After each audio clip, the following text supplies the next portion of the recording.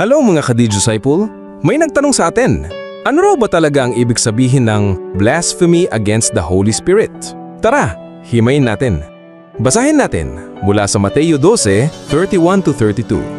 Sabi ni Jesus, "Kaya't sinasabi ko sa inyo, ang lahat ng uri ng kasalanan at paglapastangan ay ipatatawad sa tao, ngunit ang paglapastangan laban sa Espiritu ay hindi ipatatawad kailanman." Ibig sabihin, lahat ng kasalanan, kahit pagpatay, pangangalunya o pagsuway, mapapatawad kung magsisisi ka. Pero ang tanging kasalanan na hindi mapapatawad ay ang matigas ang pusong tuluyan tumanggi sa Espiritu Santo hanggang sa huli. Kasi ang gawain ng Holy Spirit ay gabayan tayo papunta sa pagsisisi at kaligtasan.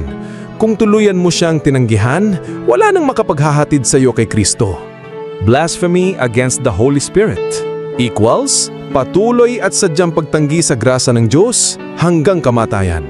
Kaya habang buhay pa tayo, may pag-asa. Basta bukas ang puso mo, nagsisisi ka at handang magbalik loob, hindi mo pa nagagawa ang unforgivable sin na iyan.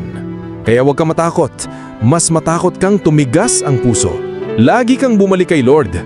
Ako si Brother Rai, Digital Disciple. Be a digital disciple. Share Christ with every click.